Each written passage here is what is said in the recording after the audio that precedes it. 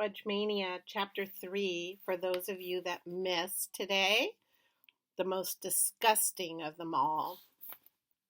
It took 10 hours to drive to Southwest Harbor, Maine. 10 hours in the back seat of an old Blazer with Fudge, Tootsie, Turtle, and Uncle Feather, who wouldn't shut up. Some minor birds don't talk at all, but Uncle Feather's not one of them. He'll repeat anything you say. Finally, I dropped the cover over his cage, hoping he'd think it was nighttime. "Go to sleep, stupid," I told him. Stupid is one of his favorite words. But that didn't work either. "Go to sleep, stupid," he chanted, until even Turtle lost his patience and started barking. Grandma's really smart, I thought.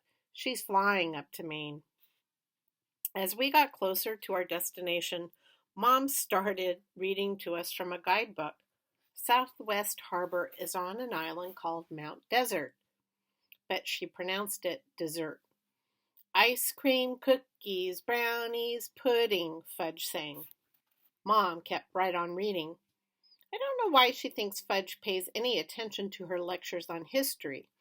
He only hears what he wants to hear. Everything else goes right by him. Founded in 1905, the town of Southwest Harbor. "You call this a town?" I thought as we drove through it. There was one street with a couple of shops, and that was about it. But I could tell Mom was really excited. She put down her guidebook and smiled at my father. "Oh, it's so quaint," she said. "Isn't it quaint, Warren?" And my father smiled back and said, "It's perfect, honey." Fudge chucked Tootsie under her chin. "It's perfect, honey," he said, imitating my father. Then Uncle Feather started, "Honey, honey, honey." For some reason, Tootsie thought that was wildly funny, and she laughed until she got the hiccups. Mom passed a bottle of water to the back seat, and I stuck it in Tootsie's mouth. "Take a left here, Warren," Mom said to Dad. We turned onto a dirt road, then pulled into a gravel driveway and parked in front of an old, weathered wood house. The first person I saw was the Queen of Cooties herself. She was standing on the seat of a rope swing. It hung from the branch of a big tree in the front yard. She was swinging pretty high when I opened the back door of the Blazer and Turtle jumped out. It had been almost 4 hours since I'd walked him, and he really had to go. He raced for the woods behind the house, but Sheila thought he was heading straight for her. "Help!" she screamed, wobbling on the swing. "Somebody please help!" She lost her balance and fell to the ground. What a dork.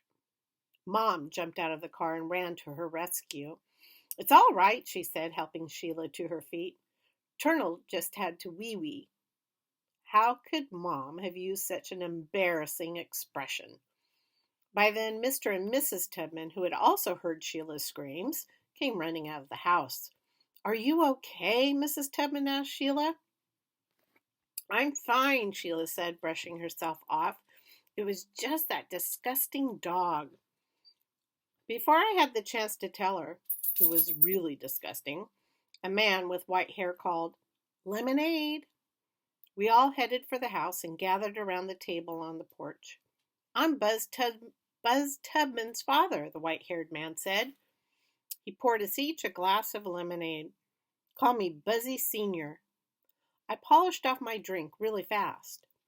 Buzzy Sr. poured me another. I gulped it down. "Long trip up here, isn't it?" he said. 10 hours, I said, wiping my mouth with the back of my hand. He filled my glass again. I didn't even notice Fudge watching until then. "You must be really thirsty, Pete." "Yeah," I said. "Remember that time you drank too much Island Punch and you—" I clamped my hand over his mouth. He still doesn't get the difference between stories you tell to strangers and stories you keep to yourself. I looked at Buzzy Sr. "Fudge knows a lot about dinosaurs," I said, hoping to change the subject. But as soon as I took my hand away from his mouth, Fudge laughed. "And Pete knows all about cooties." "Well, you can't know too much about cooties, can you, Pete?" Buzzy Sr. said, smiling at me. And guess what else, Fudge said. I'm getting married under the trees. Do I know the bride? Buzzy Sr. asked. It's Sheila Tubman, Fudge said. Oh, my granddaughter, Buzzy Sr. said. Sheila's your granddaughter? Fudge asked. Buzzy Sr. nodded. Have you popped the question yet? How do you pop a question? Fudge asked.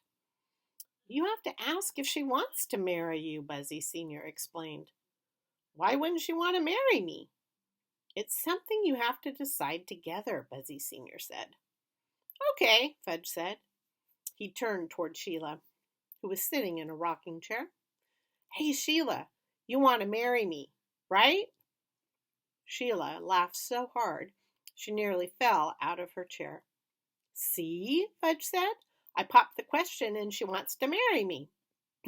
Congratulations, Buzzy Sr. said. You're a lucky man. Lucky, I thought. That's not what I'd call it. The screen door opened and Libby stepped out onto the porch. Libby is Sheila's older sister. She's almost 16, but no one would make the mistake of calling her sweet. She was carrying a small white and brown puppy. Sheila jumped. I expected her to run for her life. Instead, she cooed, "Ooh, my baby, my precious furry baby." She kissed the puppy about 20 times. You have a dog? I asked. Yes, Sheila said proudly. Her name is Jake, and we just got her. Isn't she adorable? I thought you were afraid of dogs. She is, Libby said. I'm not afraid of Jake. She's afraid of dogs in general, Libby told me. That is so unfair, Sheila said. But it's true, isn't it? Libby asked her in her most obnoxious voice. I just don't like big, smelly, disgusting dogs, Sheila said, looking directly at me. Are you calling my dog smelly and disgusting? I asked. Sheila folded her arms and smiled.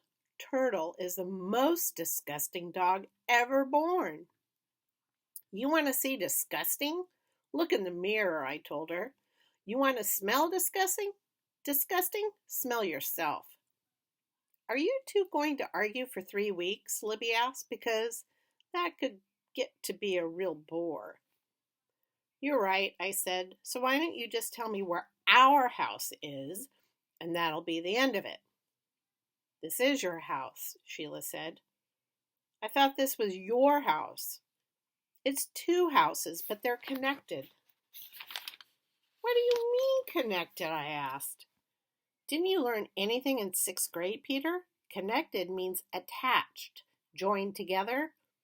I know what the word means, I told her. Don't worry, Sheila said. There's an inside door that separates your house from ours. An inside door, I thought? How am I going to explain this to Jimmy Fargo? I promised him a forest between our houses, not an inside door.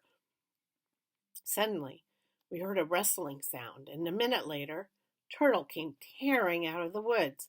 A terrible smell followed him. I mean, really bad. Ew, Sheila cried, holding her nose. What's that smell? It's skunk, Dad said, holding his. Turtle's been sprayed by a skunk. Oh, no, Mom said. She held her nose, too. Not skunk. They all sounded as if they had the worst colds. I would have laughed, except for the smell. It was so strong I had to hold my nose, just like the rest of them. This is too nauseating for words, Libby said, grabbing Jake and running back into the house. Do something, Peter, Sheila yelled. What am I supposed to do? He's your dog, isn't he? Let's not panic, Mr. Tubman said. Let's think this through in a logical way. This isn't the time for logic, Mrs. Tubman said. This is the time for action. Tomato juice, Buzzy Sr. said. Put him in a tub of tomato juice. Where am I supposed to get enough tomato juice to cover him? Mrs. Tubman asked. I'll take care of it, Jane, Dad said. Don't worry. He headed for the car. Fudge chased Dad. Wait for me. Where are you going, Warren? Mom called. For tomato juice, Dad called back. All this time, Turtle was rolling over and over in the grass, trying to get rid of the awful smell. He knew he was in big trouble. I always knew your dog was the smelliest dog in the entire world, Sheila said, and this proves it. For once, I had to agree. That's the end of chapter 3. Tomorrow, chapter 4. See you guys later.